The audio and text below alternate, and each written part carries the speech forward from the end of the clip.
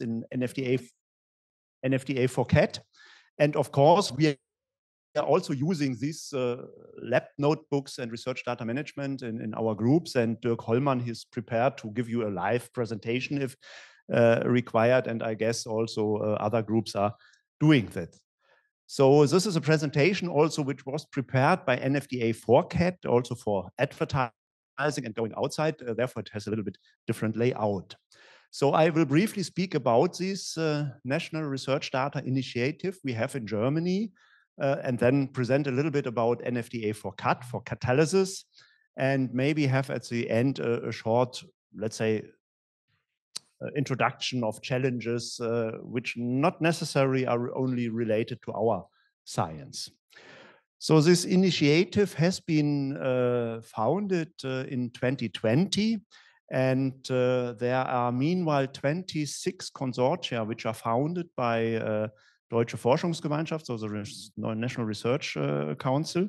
And there are also meanwhile some NFDA for culture, for example. And in preparing, it might be looking back into the preparation of today's meeting, certainly it might be useful to have invited one or two of those initiatives, also in the social sciences are there. So have a look at those websites, and maybe you can find some people nearby at your own place, maybe, but or maybe also in a neighboring university. And certainly it's also worth to start an exchange with some of those initiatives.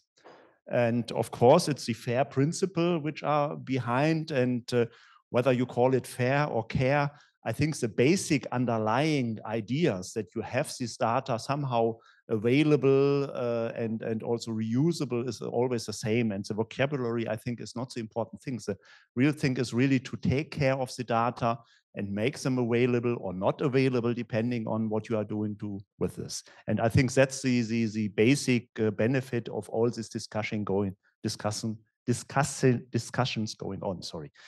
So basically, for chemistry, I'm a trained chemist, and of course, you will also hear in the talk after the lunch by Sonja also a little bit about chemistry. So there are 4 chemistry-related consortia. There are some more engineering, which might be borderline. Depends a little bit on the look. And of course, NFDA for CAT has been one of the first ones, together with NFDA for Chem as well. The others are now in the second or third round, which are dealing with materials and so on. So the vocabulary material is also a very dangerous one. Data, materials, they are used in different consortia in a different context. So be careful when dealing with vocabulary in this context. So basically, what's special for NFDA for CAT, for Catalysis? So at the very beginning, it was a driving also from companies coming. So what is data? When you generate data for a catalyst, for example, there are many attempts to make a new catalyst, a better catalyst. And then, of course, you also produce a lot of waste data. But when you have them available in a larger context, maybe even these data not giving a better catalyst might be of some value. And therefore, from the very beginning, and that might be a little bit different to other consortia, we had a number of companies involved. You see here big chemical companies, BASF, Evonik, HTE, which is a catalyst company related to BASF, some engineering groups like Linde and so on. And that was the important thing, that from the very beginning, we had also the idea that, of course, you can prepare data at universities, at research institutions, but also at companies. And of course, sharing this data to a certain extent, not to validate, not to came across some patent issues or something might be important. And therefore, we have an own task area where the people are going to try to, let's say, define some grace periods where you can use the data or not use the data, and then also make data which are normally not available to the scientific community also available. Well, that might be a very special feature of our NFDA for CAT. So basically, you see here a number of places dotted over Germany. We are many universities and research institutions correlated. That's also not always the case. So with some of the cultural ones, but other ones as well, there you often have university libraries or something like that as partners, maybe not the researchers doing really the field work like we do it. But nevertheless, you can find this information on either the central web page or then, of course, of the own web pages of the consortia. So I'm not going into too much of the details because there are not so many chemists here. So of course, it's catalysis, and catalysis means I have some additional pictures. Also different types of data, of course, and that's the point.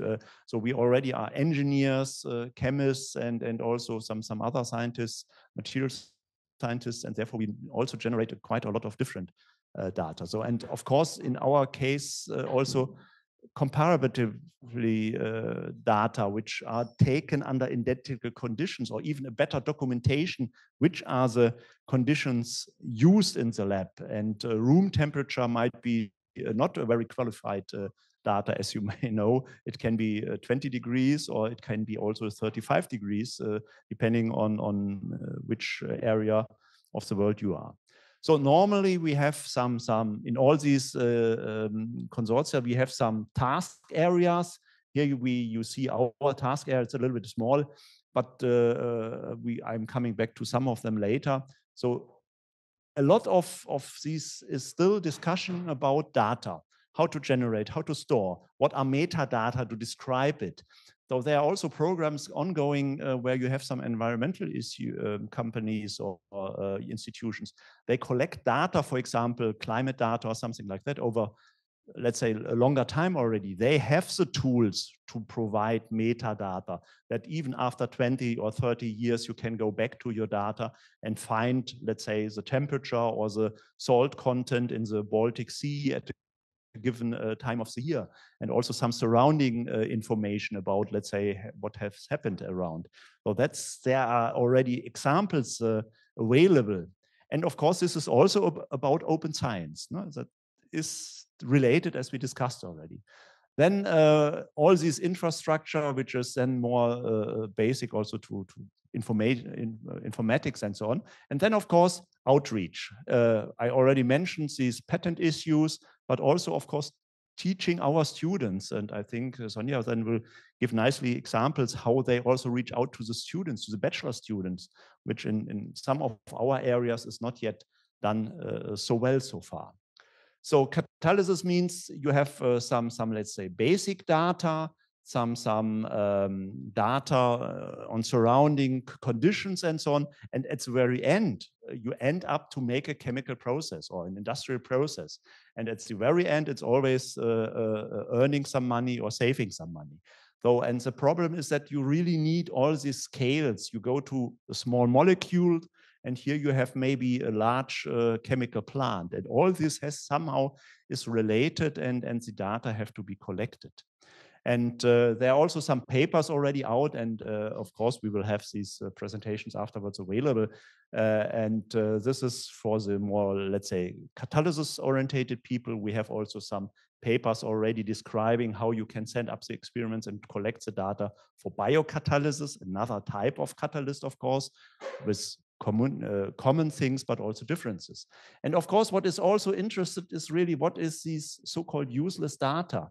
And are there any useless data in our disciplines, or can you somehow make use of them in a larger context?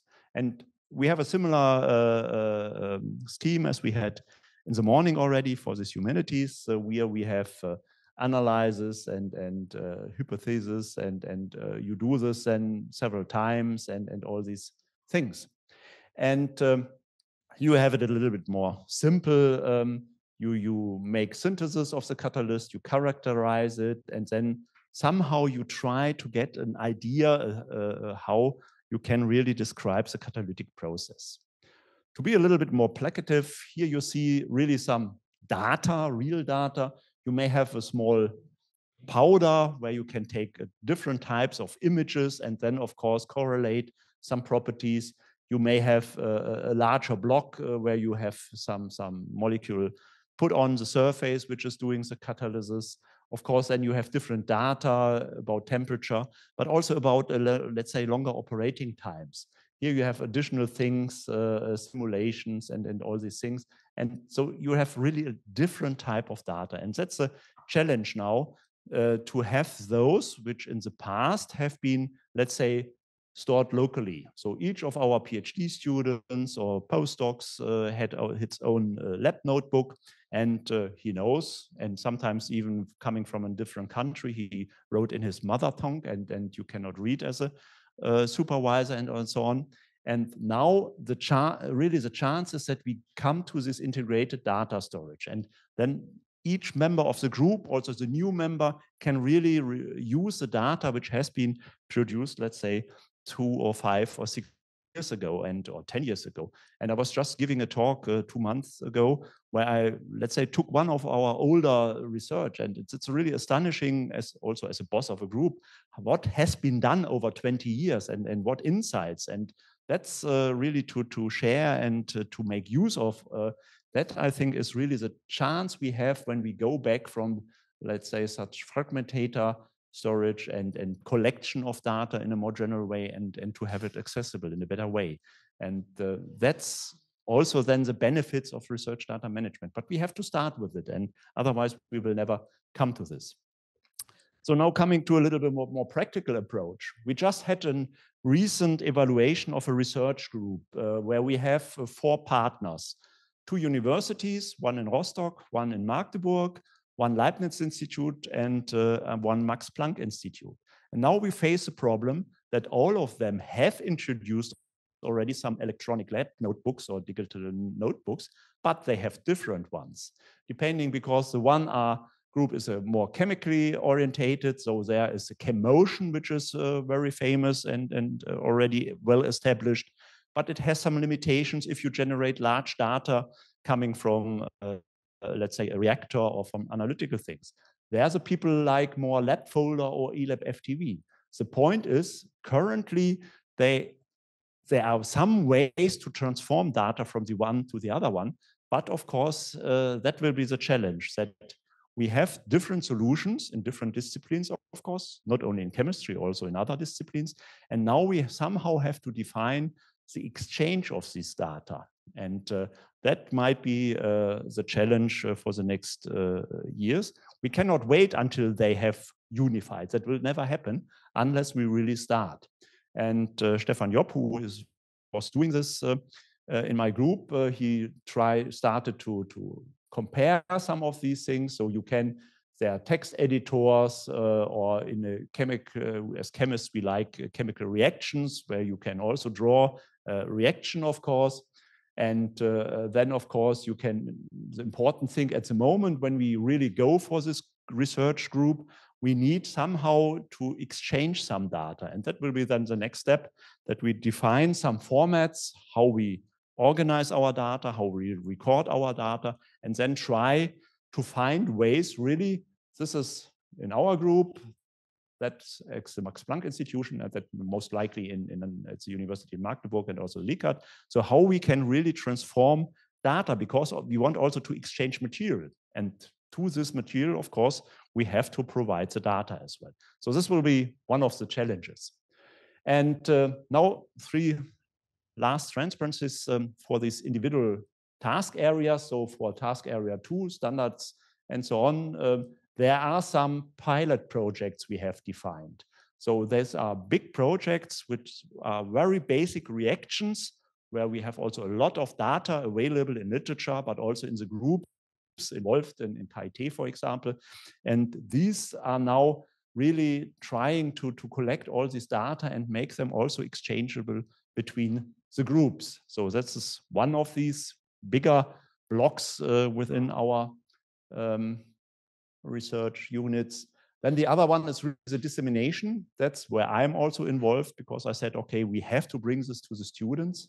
And so we have some very few ones so far, also videos on YouTube on all these things. Others are doing the same, of course. And especially my coworker, he is traveling a lot and also going to summer schools and really present and also make it a live demonstration how you can deal with this, and also maybe also compare some of these. The last thing I would like to share with you is really these thing with the IP issues. And it's really that they are discussing. They also just have published a paper. It's still here submitted, but it came out. I checked yesterday, but somehow could not include these most recent references. And of course, there will be also the national regulations. And that was also when I remember the first workshop we had in Vietnam, for example, that also these natural regulations, especially if you go for materials from nature, either or also cultural things, how you can protect them and how you can make use of them. So with this, I'm coming to an end and have a short take-home message. So you have to deal with research data management. We learned funding agencies will ask you to do this, including also open science and also open access publications. That's a way which I believe is correct, that everybody can have access to all this data and the results we are preparing. But you have really to look at it. And of course, you have the institutions, university, you may have the research group and the individual, and all of them, of course, have to work on it and somehow to support this. And it's also something what we have just learned, it's also software, but also it's also hardware and data storage, and maybe also people really being responsible for the hardware. And it's certainly just more than just an Excel file or an electronic lab notebook. We had also these in the previous talks about ethical rights, access rights, and all these things. Of course, when you are really using it, introducing it, it may help you, especially on the long run, if you manage somehow also to get it under the way also for a longer time, to make the data more accessible, maybe also improve quality of the data. That would be then another issues. And that's, you have just to start. And the point is we cannot wait until others are maybe preparing better tools or something like that. We have really to start with the tools now and then see how they really can develop. And certainly if there is a need, a market pull, then of course the providers of the software, which is mostly open source, so eLab FTV, ChemMotion, these are open source programs, which then of course there you have the, let's say, common Schwarmintelligenz that you also might add the missing tools. And the last transparency is like something like an advertising.